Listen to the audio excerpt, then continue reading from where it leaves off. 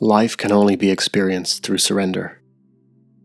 Near the beginning of this year, I was consulting with an actor in a hotel near the base of the Hollywood Hills.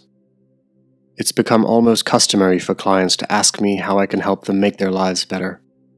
And this was what the actor asked me as well. The journey that this actor and I have been on is the very same path that I walk with each one of my clients. But it is not really about making their life better. I'm not really interested in better. And whether they realize it or not, neither are they. Every human being is interested in nothing less than the ultimate.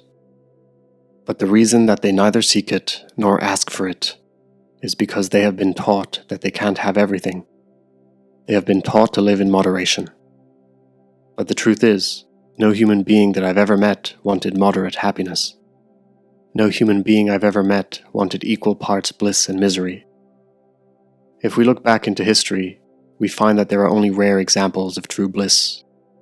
The ascetics of the Indian Himalayas and Saint Francis of Assisi. These are a few examples. But from where did their bliss arise? From where did their unspeakable joy spring? Interestingly, these individuals attained bliss not through conquest, but through surrender. They achieved the ultimate not by becoming something, but by becoming nothing. Herein lies what is perhaps life's greatest paradox, and it is also the theme which guides the heart of my work with my clients. Complete and total surrender. We live our lives with a stubborn attachment to a particular image of ourselves.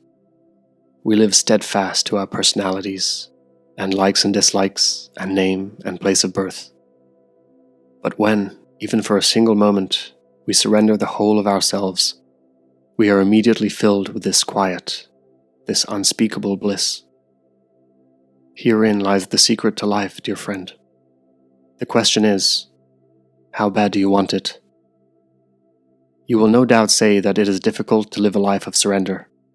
But I ask you, how difficult is it to live a life of conquest?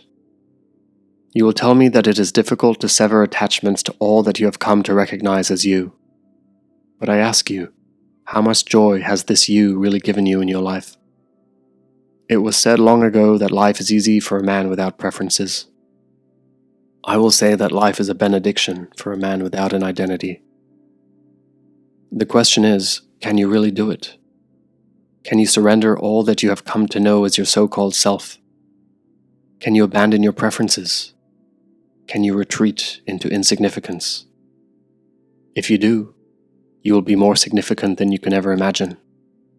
If you surrender, you will experience the bliss of the heavens in your daily life. You might consider it a major sacrifice to surrender yourself. And if you think this way, imagine just for a moment what you have truly sacrificed all along.